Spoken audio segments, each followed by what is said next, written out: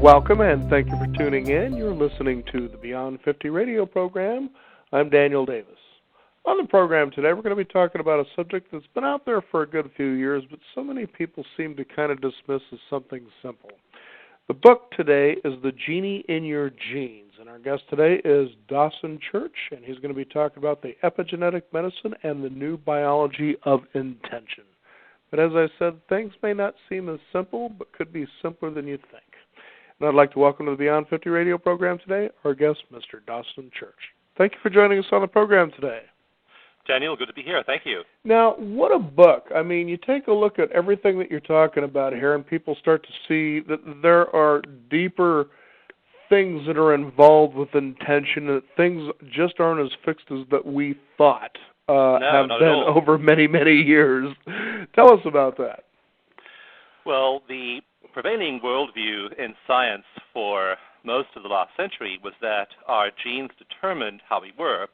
And this came about from the obvious reason that things like height and skin color, eye color, and so on are determined genetically. But the mistake that we made in science was extending that analogy to behavioral and psychological and even the spiritual domains. So we then began to think that things like intelligence, educational ability, transformational experiences, mental states, emotional states also were determined genetically. And that view is totally wrong. We now find that many of those things actually affect our genes, not the other way around. We don't feel and think certain things because of genetic programming.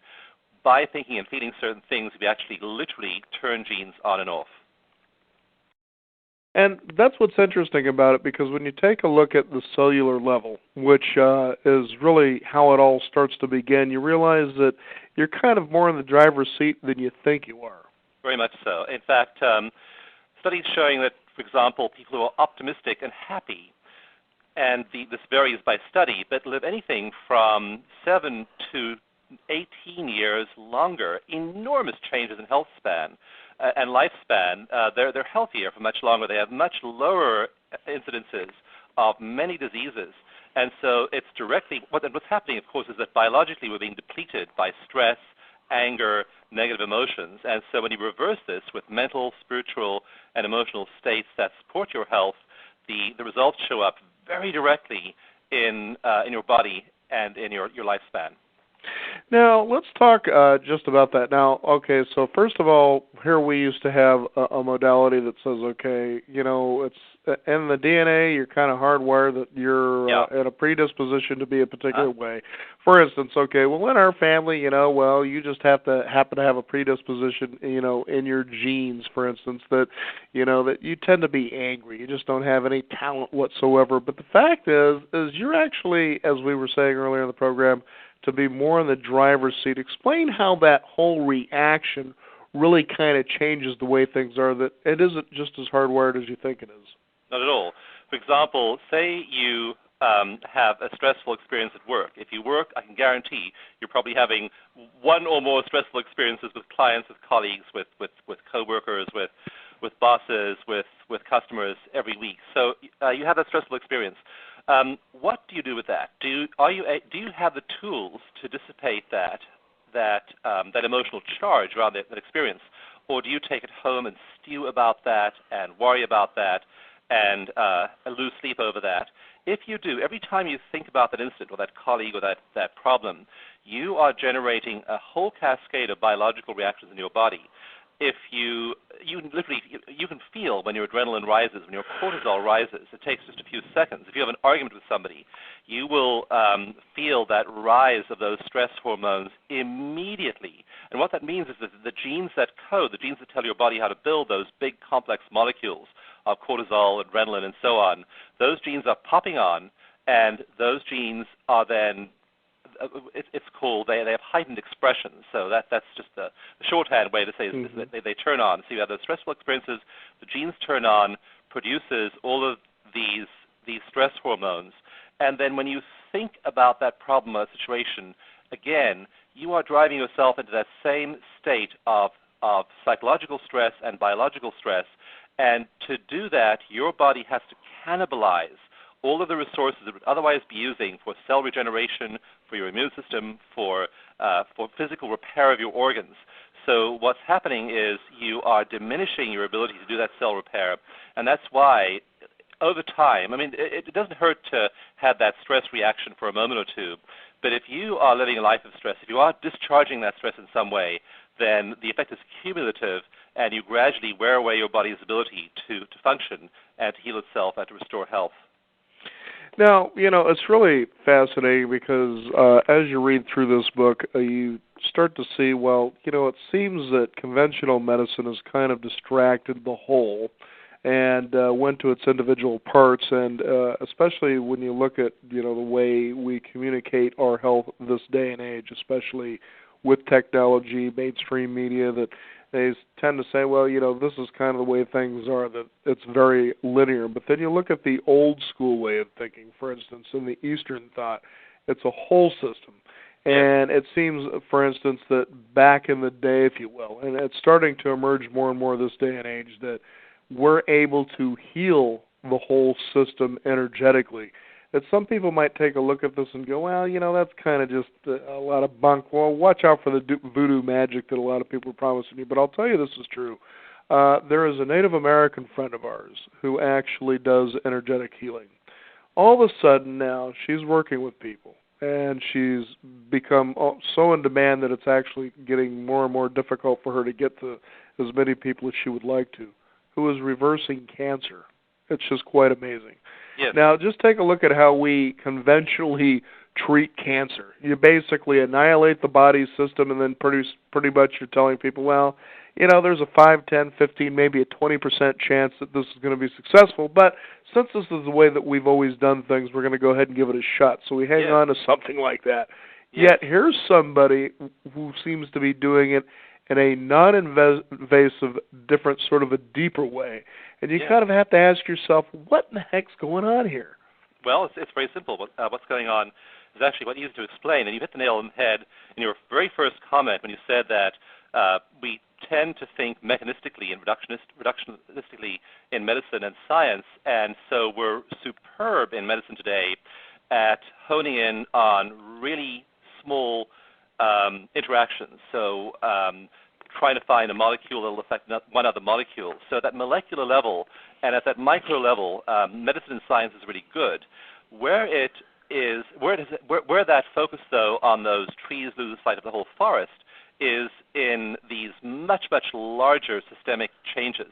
When you're stressed, your every system is affected. Your digestive system is affected. When you're stressed, your muscles get tense. So your whole muscular system gets affected. Not just one or two molecules, but thousands or tens of thousands of molecules.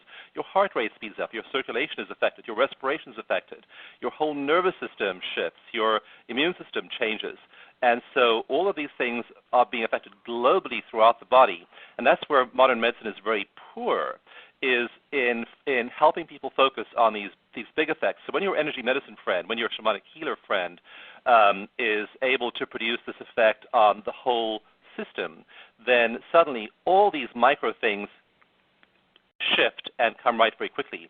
And one remarkable study that was done about 4 years ago by Dean Ornish showed that he took cancer patients, men with prostate cancer, and in this study he pretty much showed that he measured their gene expression before and after a simple set of interventions. And what he found was that after they did this 3-month program he prescribed, their cancer genes literally were downregulated. The cancer genes were shutting off. Oncogenes were shutting down.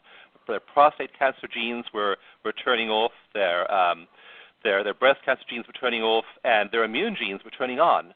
And all he did to produce these biological effects was a sensible diet, a half hour of moderate exercise a day, and a half hour or so of meditation a day. So meditation, some sensible dietary changes, a little bit of exercise, bingo, suddenly it's literally shutting down your cancer genes. So when your energy medicine friend is producing this reduction in stress by affecting the whole energy field, that energy field that's being measured by the MRI or the EEG machines in the hospital, when all those things are being improved by energy medicine, suddenly the body starts to regulate, and those oncogenes, those cancer genes, are shut down.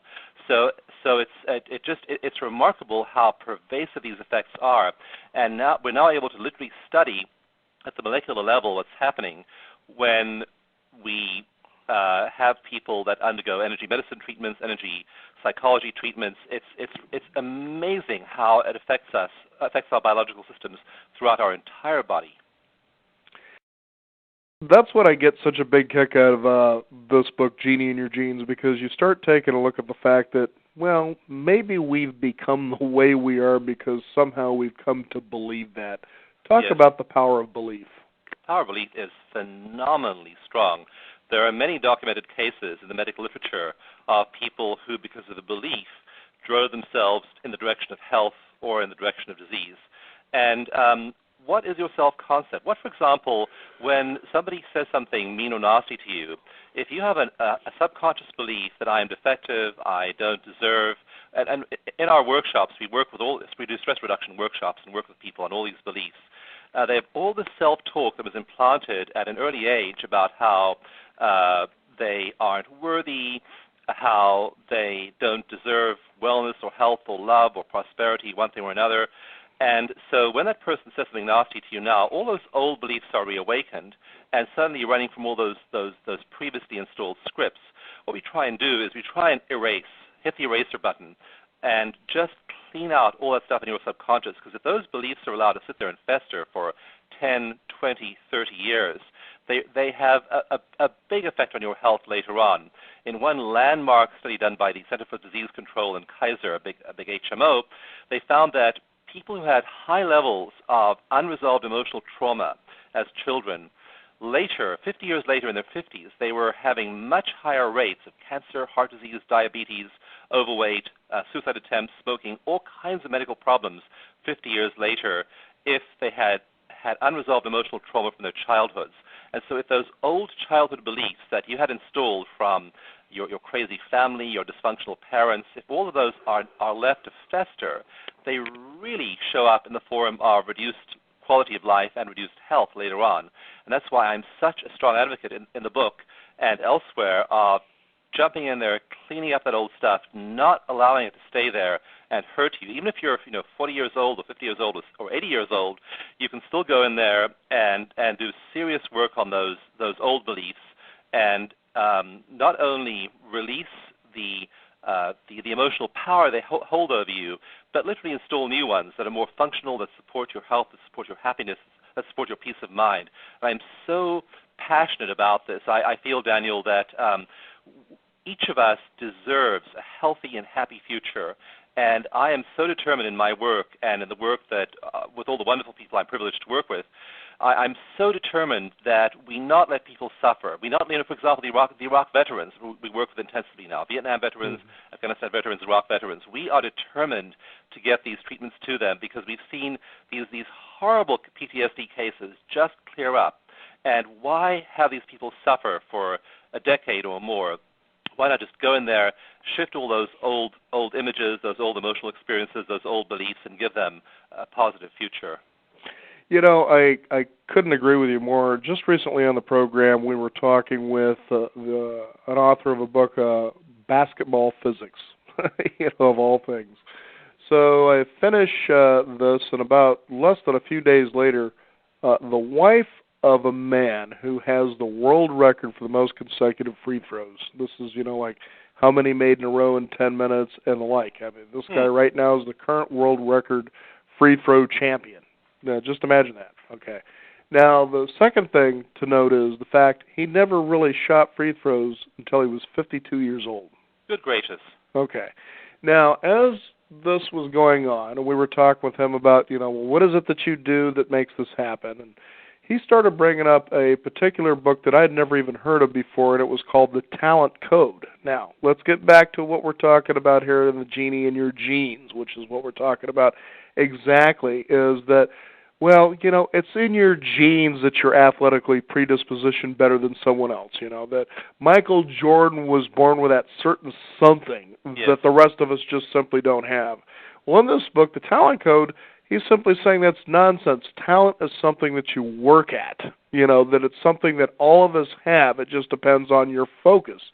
In your book, that's exactly what you're talking about. Absolutely. In fact, as far as basketball free throws goes, we did one study. We've done two now of people who are peak performers.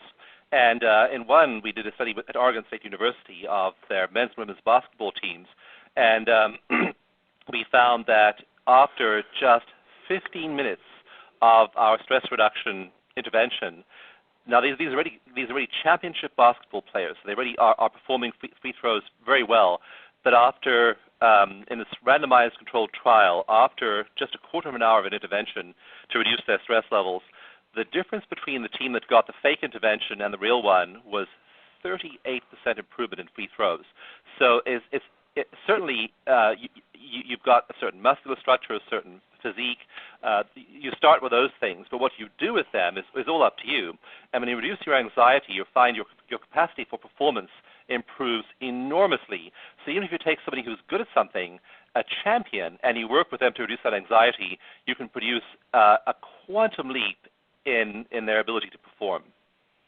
Now, there's the thing. A lot of people really try to intend to have a better life. A lot of people want to intend good things happening on a consistent basis. I mean, self-help has been out there for a whole lot of years, but for some reason, as people try to apply this knowledge that they tend to pull from these books or these seminars they go to, for the most part, it doesn't seem to work. No. And as you're suggesting here, at the biological level, the reason is because you've stored information that consistently finds a way to resurface and replay itself to prove that you're right. Now, let's talk about things at the cellular level, the cellular memory, because just not more than 2 weeks ago, we had Dr. Bruce Lipton on our program. Oh, good. Yeah, Bruce is a wonderful friend, yes. Yeah, Bruce is great. And you're right. It's hard to change. If you are a psychotherapist or a social worker or psychiatrist, medical doctor, or if you've been to one, you will know that it's very, very difficult for your patients to change. They come in there with these good intentions. They've read the law of attraction. They've read about abundance. They've read the power of positive thinking. They've read Napoleon Hill. There's this big culture of self-improvement and positive thinking. And I have to say, I'm rather unpopular sometimes in personal growth circles, Daniel, because I take really square aim at that, because once you've got these beliefs entrenched in you at a deep subconscious level, they're virtually impossible to change. Bruce Lipton calls it like talking to a tape recorder. You've got this tape playing, and you can talk to the tape recorder all you want, but it's just on play. And those beliefs are recorded at a very early age. They're buried in your cells, in your tissues, in your memory banks, and they're hard to shift. And so we developed, again, this very unique set of techniques that we teach in our classes, and we go after those. And it's remarkable that it is possible to shift them. They're biologically entrenched. They're very, very, very difficult to shift. But we found some really simple ways of combining the best of psychology with the best of biology and Oriental medicine. We actually use bits from acupuncture. We use elements from exposure therapy and cognitive therapy. And we found that if you somehow, in some fashion, tell the body that it's safe to change, the body will then change. But there has to be that signal to the body that it's time to relax. This negative thought, this old belief, need no longer affect you. So all that positive thinking, I tell people, all the positive thinking in the world has not been enough to get you out of your problems. They're walking in there with all kinds of physical and psychological problems, and all of the positive thinking they've done, all of those beliefs were not enough to shift those old patterns. So what is? And when we get people in there, it's powerful, because we've found that there are a few things that when they combine them, they will be able to change those even really long-standing habits. So that's why these changes, even though they're hard to produce, there are now ways of, just in the last 15, 20 years, we found ways of shifting people at that fundamental level of where the trauma is stored in your body, in your experience, in your habit patterns. And so you can take those intensely conditioned memories and experiences and shift them with the right tools. It's kind of funny because you think of the old adage, what you think you are, you're probably right. Yeah. Now, let's take a look, for instance, how we began to start on this whole belief that everything was set in motion. It starts back with pretty much Sir Isaac Newton. Then Einstein, for the most part, he comes along and says, oh, wait a minute, things just aren't as set as you think they are. This is the way it is. But after all that condition over so many years of holding on to one basic theory, you try to find yourself taking that quantum leap, if you will, of saying, well, no, if things really are about as in motion as say Einstein is saying they are, what then do we do about it? Yeah, well, Einstein's famous equation has E equals mc squared as energy, E for energy on one side of the equal sign, and m for matter on the other side. And what you can do is, that, why your shamanic friend is so successful is she is working on the energy side of the equation, not on the matter side. Modern medicine is very focused on the m in the equation and almost totally ignores the E. But it's the E where the real power lies. Matter changes really fast when you change the E part. So what we use a bunch of different tools, but the main one we use is one called Emotional Freedom Techniques, or EFT, and it combines acupuncture, it combines exposure therapy, it combines cognitive change. And when you use EFT, what we find is that all of those old entrenched conditioned patterns very, very, very quickly shift. So you literally start to experience these profound biological changes. So that person that stressed you before, that thing that happened at the office, that explosion on the Humvee in Iraq, that whatever it was that people walk in with these traumatic memories, we find that using EFT, it's possible to shift those there in a session with a practitioner, but most importantly, take it away and learn it yourself and do it yourself. We want people to have tools they can use right where they are, in the office, in the classroom, on the sports field, on the battlefield. And so we're actually working now with Walter Reed Army Medical Center, one of the many places we're working on with EFT, to apply these techniques in the most stressful imaginable places. There's one paper I've just been editing, a colleague wrote on using it in Rwanda with adult heads of households who were orphaned in the genocide there. So horrendous trauma, and yet when you use EFT, you can quickly clear even these absolutely grim memories of genocide and then start to function normally. So, so there are these advanced techniques developed in the last 15, 20 years that really can shift even those old patterns. Now, there's the other thing, too, when you talk about things such as post-traumatic stress disorder, or you're looking at, say, an abandonment issue or an addiction, is that you have conventional therapy that says, well, let's sit down and talk about, for instance, the history of why you are in the state of mind that you are.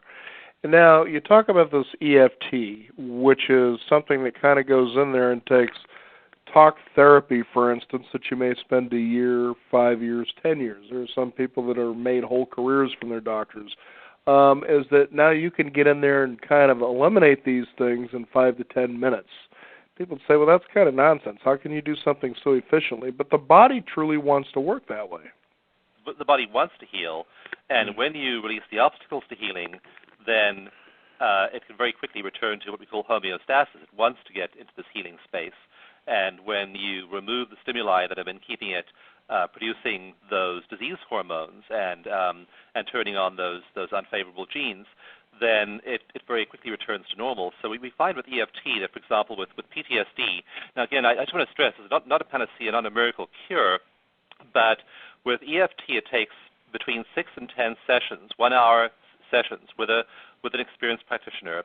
And after that, in our randomized controlled trials, we found that 86% of veterans recover from PTSD. So they walk in there with what's called clinical PTSD, very, very high levels of PTSD. After 6 sessions, 86% of them are way down, back down to the normal range of functioning. So just 6 sessions, not a lifetime of therapy, just 6 sessions can reduce that clinical PTSD. Now, that may not make much of a dent on their anxiety or their addictions, although it often does, but it certainly does not take 5 or 10 or 15 years. Like Vietnam, it's been 40 years since Vietnam, and people are still suffering, and that to me is unacceptable. As a society, we owe it to those veterans to offer them the kinds of help that can really let them move on with their lives. And I just got, Daniel, I've become increasingly sort of passionate and almost strident over the last few years as I become less and less willing to accept the status quo, where we see huge numbers of these veterans just being sort of warehoused and being given ineffective treatments and not making much progress, and that being acceptable. And for me as a society, we have to get past what we did with Vietnam. We have to move into a new treatment regimen where we offer these veterans effective treatments. So yeah, it is possible to shift them, and depends on the issue. But we give 6 to 10 sessions for PTSD, 1 or 2 sessions for phobias. Sometimes other things like weight loss, cravings, addictions. You have to really work with those over time. Those patterns were not laid down in an afternoon or even in a year. They were laid down over a lot of time. And we find with weight loss, for example, the people who use EFT and stick to it day after day after day, they are able to not only lose weight but keep the weight off. And likewise with addictions, but they have to stay with their practice. You can't just sort of magically do one thing one day and then it has an effect thereafter. You have to stick with that behavioral program for a while. So it's really effective, really fast for certain things. Other things, it just takes dogged determination to stay with it and win. I think one of the most fascinating things when we take a look at this whole thing in perspective is, for our listeners out there, is to see just how, because of technology, that we've been able to become conditioned to be in a situation, for instance, where, as you mentioned earlier in the program, to have that feeling of not being worthy, to not deserve. Okay. Anybody who flips on a television, for instance, they say the average is, 2 to 4 hours per day per person, And you realize the messages that are coming at you over the many years. In fact, I was just watching a documentary not too long ago where they were saying, here, children, as early as 2, 3, 4 years old, they're watching television, they're seeing these ads, and it seems that these people who are producing these ads really begin to understand the physiology and the psychology of a person, where here you've got this 3, 4, 5-year-old child that doesn't realize as they're watching this ad that they're competing with somebody with a Harvard MBA, for instance. Right. They're developing their brains, and they're realizing, okay, now as they get older, they realize, well, I've got to have this, otherwise I can't be happy. This needs to be the way that my life is, otherwise I'm not as good as somebody else. And the subtle ways that kind of implants into a person to go through their entire life striving for something that's outside of themselves rather than coming in. And I simply say, well, meditation has tremendous power. Tell us about that. Meditation has tremendous power. One of my wonderful friends, who's a doctor here in Santa Rosa, he says if meditation were a drug, it would be malpractice to fail to prescribe it. It's that powerful, and meditation studies show that meditation lowers your heart rate, it lowers your cholesterol level, it improves sleep, it has all kinds of positive effects. And what we try and emphasize, though, to people is take a kind of meditation that's really easy for you. I'll give you an example. The one we use in our classes the most often is one where we have people simply relax their tongue on the floor of their mouth. Now, that may seem like a really simple thing to do, no-brainer, just relax your tongue. But when your tongue's relaxed, you can't get angry. You can't get stressed, because when you're stressed or angry, your tongue becomes rigid and usually on the roof of your mouth. So if you just relax your tongue, you signal your body to go into this relaxation mode. And so we try and teach them really simple ways to bring yourself into those states. Another one is to picture a big white space behind your eyes. Really simple thing to do. But that will put you into what's called an alpha state, where your brain's primarily in producing alpha waves, which are a very stable kind of frequency.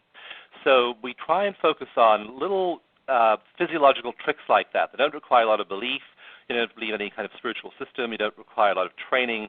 But just letting your tongue be loose on the floor of your mouth, big white space behind your eyes, slow your breathing down, and suddenly you can get into this really profound meditation state quickly.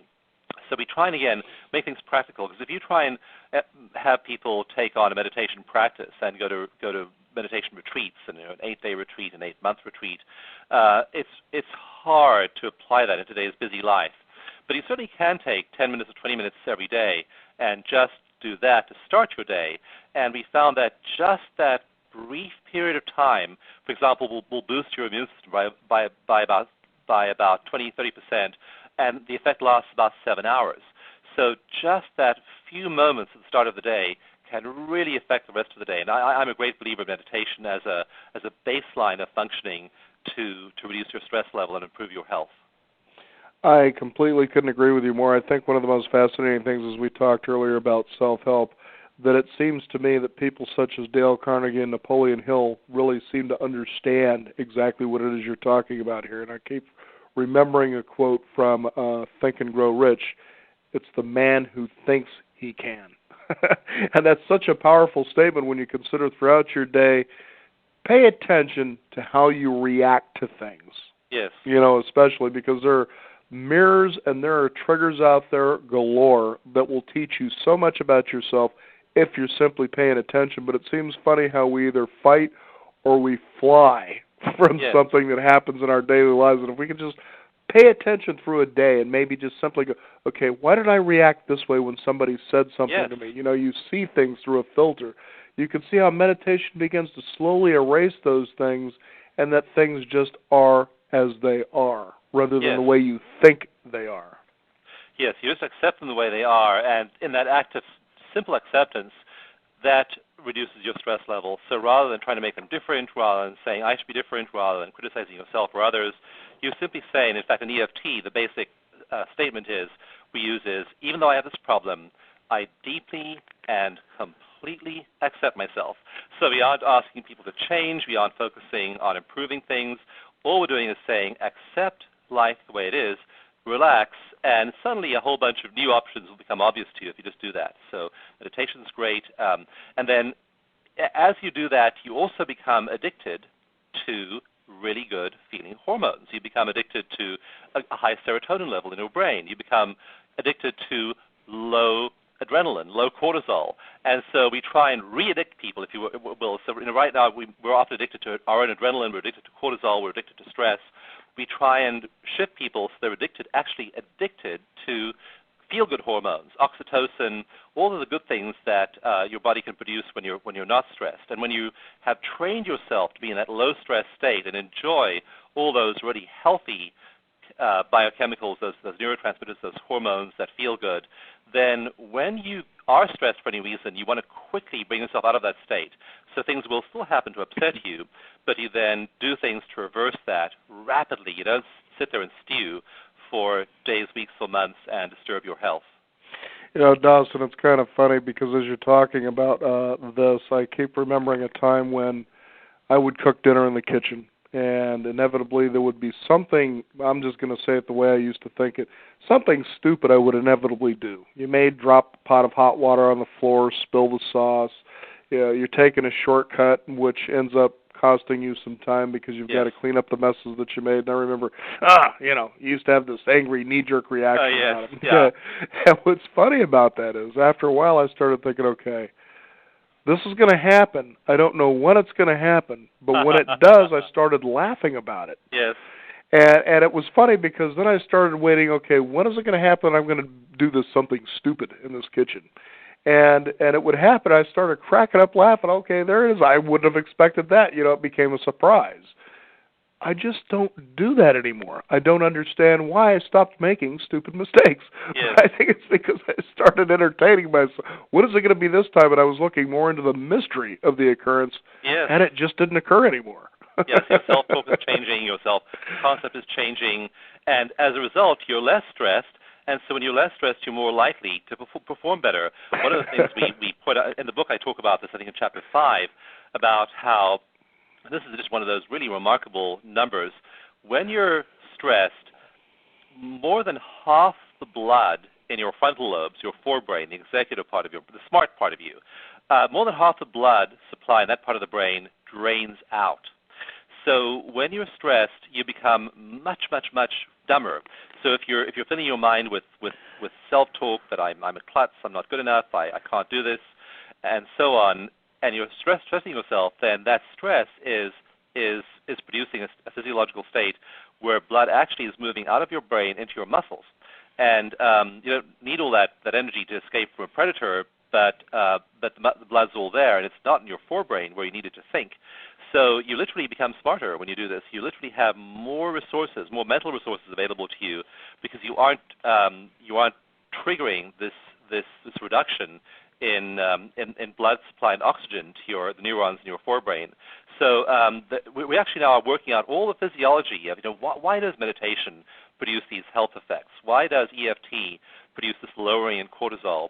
And it's interesting, we're showing that all of these simple behavioral things, meditation, EFT, thinking positive thoughts, loving yourself, reducing all of that nasty self-talk, all of these things, we're starting to measure how they work in the body, and it's absolutely remarkable that we're discovering that they have not just some little tiny, obscure, small effect. They have massive effects. They're like a wonder drug. They're like a miracle cure. They are able to repattern your biology. They're able to shift the triggering of all those stress genes, so those stress genes are now turned off rather than turned on, and you feel much better, you function much better, and that's the state where we're trying to catalyze in people, of this positive spiral of feeling better, so I want to do more of these good things. If I do more of these good things, I feel even better, I function better, so I want to do more of those good things. And it's a positive spiral rather than a negative spiral.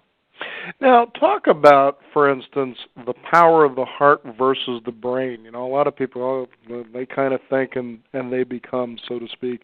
The brain can be a very powerful enemy at times. Not that I want to put it that way, but that's how it becomes, because you become self-sabotaging. But people who begin to be able to live through their heart, where the brain becomes the servant, things really become a lot easier. Life truly becomes a lot easier, no matter what age. Yes, absolutely. There's a saying from Gestalt therapy, the mind is a terrible thing, waste it. And Milton Friedman, the great hypnotherapist... It doesn't seem to be that way in most industrialized countries, does it? No, but our mind is such an impediment to our happiness. Milton Friedman, the great hypnotherapist, said, the only function in therapy of the conscious mind is to write the checks. That's the only function your mind has.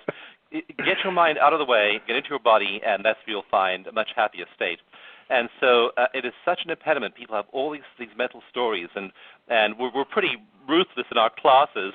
People start to tell us all their old mental stories. We just short-circuit all of that and say, go back to your body, do some EFT, do some meditation, do some relaxation, be in your body, get out of your head. Or your head is driving all these stories in your mind, all these repetitive things you tell yourself about, this is the way I am, this is the way the world is, this is the way my marriage is, this is the way my kids are.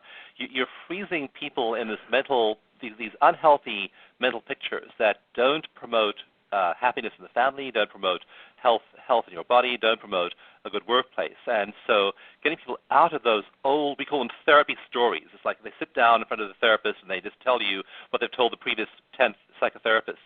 You want to get people out of that space of rehearsing the old distress, because what happens is when you think those thoughts repetitively, you keep on telling those old mental stories, you literally reinforce those neural pathways in your brain. Your brain needs neurons to conduct that information, and if you keep on telling that old story about yourself in your mind, you're literally adding neural capacity to the neural bundles, to the neural pathways that are designed to carry that information. So one of the pieces of research that I talk about in the book a lot is by Nobel Prize-winning Dr. Eric Kandel, who showed that if you send a signal through a neural pathway repeatedly, in 1 hour, the number of neural connections doubles. It doubles in 1 hour. So if you're sending that repetitive thought, that repetitive stressful thought through those neural bundles over and over and over and over again, in an hour you can double your capacity to think that negative thought. And so it is so destructive to keep on rehashing and recapitulating all of those problems and memories in your mind. It is so important to short-circuit that process, get into your body and shift that. And if you don't do that, what eventually you have really strong neurology to reduce stress, and it's hard to change. So that's again, you're totally right about the mind. The mind is such an impediment to our well-being. We need the mind to write the checks. We need the mind to balance the checkbook, to get the kids to school on time. We need the mind for a few things like that. but to live from the level of your mind rather than being in your heart, being in your body. And you can tell in a conversation if there's, say, a married couple, are they interacting at the level of the head? If they're at the level of the head, they are probably not going to have a very high-quality relationship. But you shift them into their hearts. You shift them into an unstressed state, a relaxed state. You let them communicate from their heart, sharing from the heart. Suddenly, the whole tone, the emotional tone of the conversation changes, and the whole quality of the relationship can improve. So a heart-centered communication at work, with your children, with your parents, with your colleagues, all of those things are going to dramatically affect your ability to have a quality life. So yeah, that training of how to get out of your head, into your body, into your heart is absolutely vital to your happiness. Now, Dawson, here's a big thing. I mean, addiction it's huge in the world. People find whether it's an emotional addiction, it's a drug addiction, it's an alcohol addiction. There's a whole slew of them. Now, for some strange reason, the medical conventional way of thinking is addiction is an incurable disease. As we've been actually producing these sort of segments on our program, I've come to realize that's got to be the biggest bunch of nonsense I've ever heard. But I don't think they're incurable, and I don't believe they're diseases, in as much as the way we think of the word disease. And the Genie in your genes describe the modality that it could be or that it should be. Yes, and the way we think of addictions is often part of the problem, not part of the solution, and you're right, saying they're incurable, I am this way. I mean, to give you an idea, if you don't mind, for instance, Alcoholics Anonymous, there are people that are trying to quit drinking, and they sit and they spend 30 years in these groups convinced that once you're an alcoholic, you're always an alcoholic. And I thought, then what would be the point of quitting? If I'm already stuck, what's the point of it? So anyway. Yeah, and in the AA group, what you first do is people introduce themselves and say, my name is Jimmy, I'm an alcoholic. Right. You're building neural capacity, you're reaffirming that, and how do you get away from that and create something, a different pattern there? So I mean, I really respect AA and what they've done to help many people over the years, but the numbers are very discouraging. In AA, about 86% of people relapse, according to the work I've read. And then of those that don't relapse, about half of them are secretly drinking. So the success number is about, from what I can tell, about 7% success rate. So very, very small success rate by affirming that I'm an alcoholic all the time. And what we try and do with EFT and other kinds of training is refocus on the moment, being in the body in the moment. And then when you have a craving, you do this emotional work to shift it. Often cravings are anxiety transferred to another substance. So I'm anxious, so I eat. So I'm anxious, so I drink alcohol. I'm anxious, so I smoke or do drugs or whatever. And the problem is not the drugs or the alcohol or the food. It's the anxiety.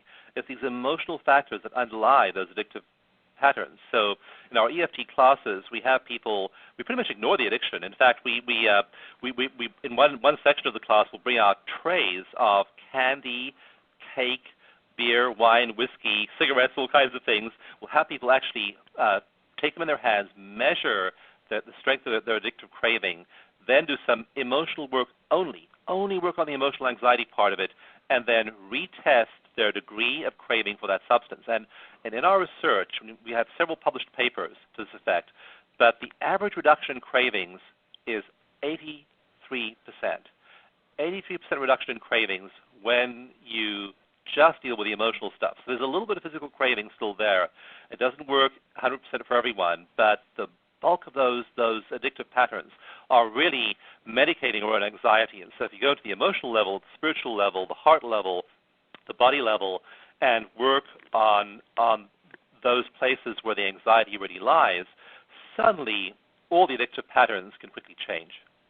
You know, and you talk about an 83% success rate. Now, here's what's really key about that. That means that 83% of the people sincerely wanted that change.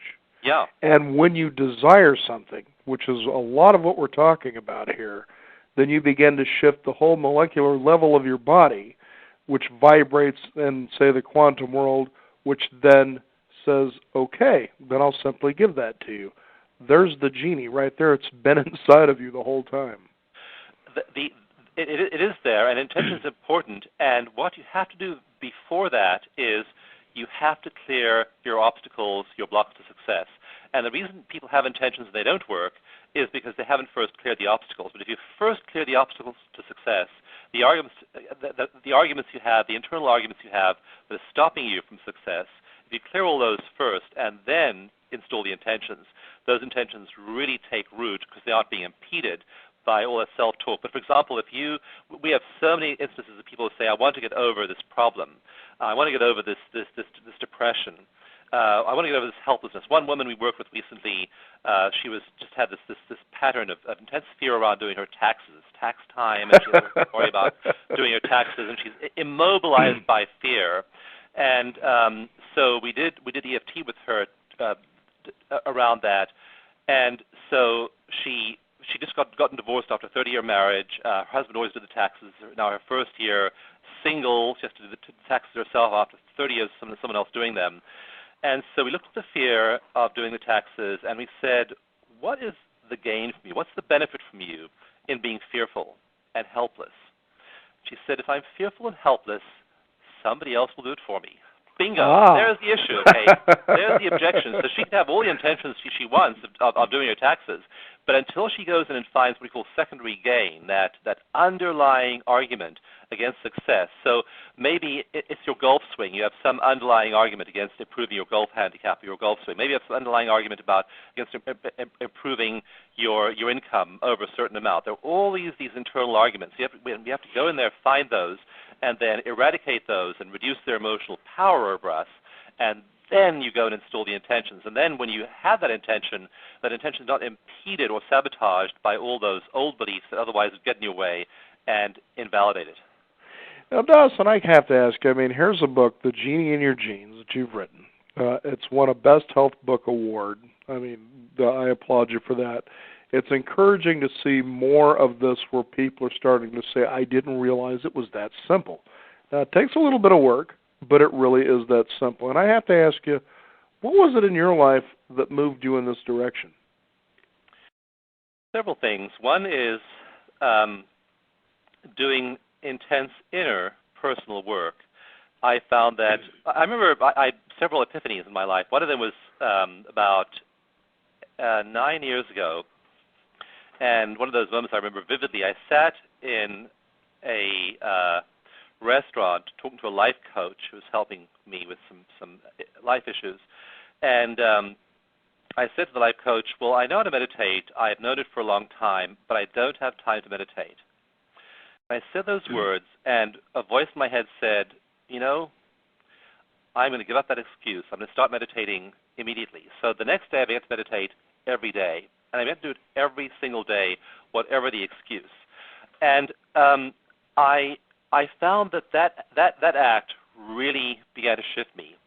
I then discovered energy psychology as a field, energy medicine and EFT, and began to work intensively on my own emotional issues, and found that even long-standing patterns and habits cleared up. I lost about 40 or 50 pounds in weight in doing that. All kinds of other issues. Actually, you put it somewhere else, I think. Yeah. Much more helpful place. It's in a suitcase at a New Jersey airport somewhere. Yeah. It was good. It was good to lose the excess baggage. Anyways, you were saying. Yeah, all of those things began to change as I made that commitment to my own spiritual and psychological health. And so that really shifted me. And the other thing was the other big moment, that was sort of big moment number one about 9 years ago, and then big moment number two is about 4 years ago. And I began to do research on this because I said we have to validate this as an evidence-based therapy with research studies. So we have to do research. And I got the results back from the University of Arizona, which does all of my data analysis, my papers. And the research psychologist there emailed me the results of the first batch of studies we had done. And I read those numbers showing that that cravings went down by 83%, physical pain went down by 68%, only working on the emotional issues, not on the physical pain, and that's in 20 minutes. 20-minute reduction in physical pain, 20 minutes for physical pain, and suddenly 68% of it is gone. And also, anxiety and depression went down by an average of 45%. And I was stunned. I thought, we've never had a technology, a psychotechnology, in our hands ever that I know about that can produce those massive, massive, massive improvements in both physical symptoms and psychological ones in these really brief amounts of time. So I just got on a mission of spreading this widely, and I thought, who can we help fastest and most visibly with this? And the answer was the veterans coming back from Iraq, because I was hearing all these stories about not only how much PTSD there was, but also from therapists of, I used EFT and suddenly this Vietnam veteran was over his PTSD. So I was hearing both about the problem and the solution. So that really motivated me highly to start to get this out there. So I've now testified before congressional committees. I've now been on a lot of national press. I'm really focused on getting this out there in a big way because, again, it's an exciting moment in human history when we can shift big social patterns. Before, we shifted ideas like slavery or women's rights in just a few decades. Why not shift the idea we have to suffer with all these emotional wounds and emotional traumas? Why not just be able to move millions of people into a freedom from all of those old wounds quickly? Imagine if society within 10 years, within every school, in every athletic field, in every office, in every prison. There's a prison in Martinique in France that has gone to drug-free treatment for prisoners, and they use mindfulness meditation and EFT. That's all they use. No more drugs. Why not have a huge number of different groups like those prisoners, or like the Iraq vets, or like those school children, or those athletes? Why not have huge numbers of people having access to simple techniques that can shift them, help them be healthier and happier? So that's really why I'm working as hard as I am and doing all that I do, because this is a powerful vision for humankind's future, and if we can make that kind of shift, it'll be as momentous in human history as the eradication of slavery or the abolition of all of the obstacles to women's advancement that we've seen in the last 2 centuries. So I'm really determined that we were at a moment in human history where we clearly are in crisis as a species and a planet. We have to make a change, and these simple tools for emotional healing not only help us personally, but can radically affect our trajectory, our evolutionary trajectory as a species. Well, I certainly applaud you on this work. Again, it's one of the dedications of the Beyond 50 radio program over the last 7 years is to say, just because you're approaching and or just past midlife doesn't mean that you can't have the life that you want. And for those of you that have the life that you want, share with others how you've done that regardless of where they're coming from. And you hear such tremendous stories sometimes on this program. For instance, here was a lady that ended up caring for 3 generations of Alzheimer's disease within her family. And there was a point she had said by the 2nd generation she was dealing with, when do I get my life back? And she says there was a voice that came into her head that says, this is your life. This is your gift. You may not like it, but start taking it for what it is. And now all of a sudden she's the sought-after expert, and how do you deal with something like this? Because now other people come out of the woodwork saying, I thought I was the only one that was going through something like this.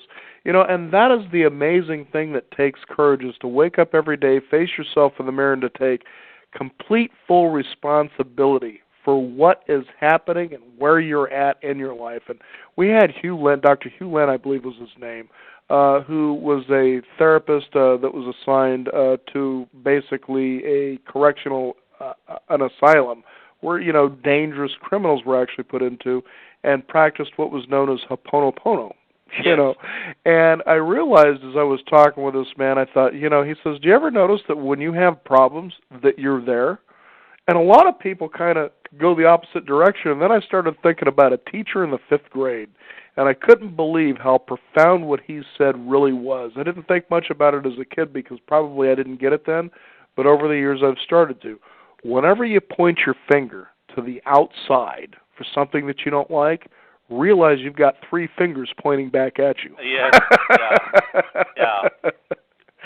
Amazing stuff. Yeah, you're right. That after 50, we can flower. We can flourish. I'm 55, and I see myself as having just gotten started, and I look forward to many as my mentor. Dr. Norman Sheely is a Harvard neurosurgeon, but one of the founding fathers of holistic medicine in America. And Norm is now, I think Norm is either 80 or 81, and still a vibrantly healthy, full of new ideas, an inspiring figure. And so there are many examples now. George Leonard, who died recently, wrote the book Mastery in the 70s. And just an amazing figure of the personal growth movement. But he was 80, I think 82 years old, and I was doing Aikido with him, and he threw me on an Aikido mat.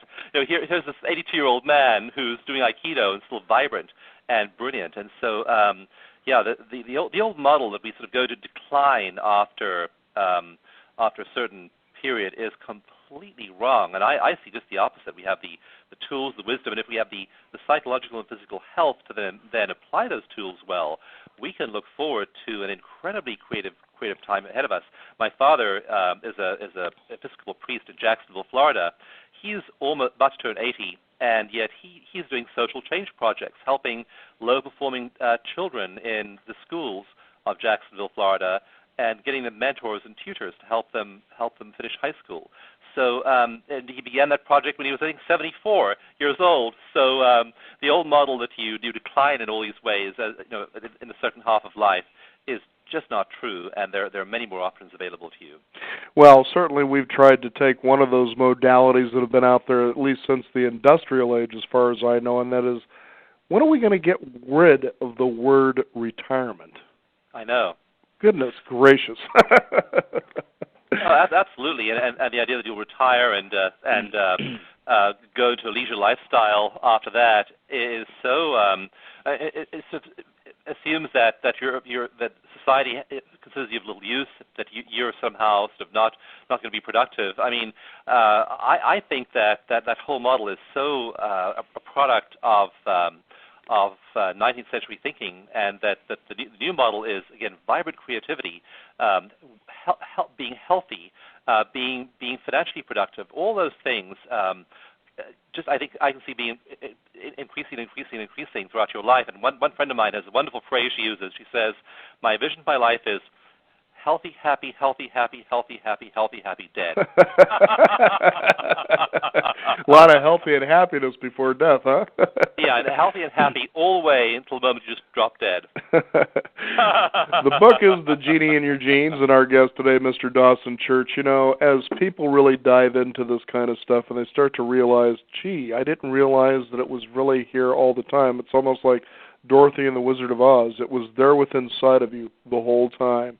You know, that we might begin to see, as I remember a particular quote just recently that I came across, that if we lived to our fullest potential, we would astound ourselves. Mm. And there's no doubt The Genie in Your Genes is a good way for people to get started to realize just how much can I astound myself. Dawson Church, thank you. Why not dump all the reasons you've had, all the self-talk you've had, all the stories you've had about why you can't astound yourself, why you can't live to your fullest potential. I would live to my fullest potential, except that it's time to just dump those excuses and move ahead and give yourself the gift of the life you deserve. Dawson Church, thank you for being here on the Beyond 50 radio program. It's been a true pleasure. Daniel, likewise. Thank you. Thank you. Again, the book is The Genie in Your Genes. Our guest today, Mr. Dawson Church. You can be sure to visit us at our website at beyond50radio.com. That's the number 50. We're going to go ahead and post a nice little hot link there so you can find out more about this. I'm Daniel Davis. Thank you for joining us. This is the Beyond 50 radio program. Remember, live your day past halfway.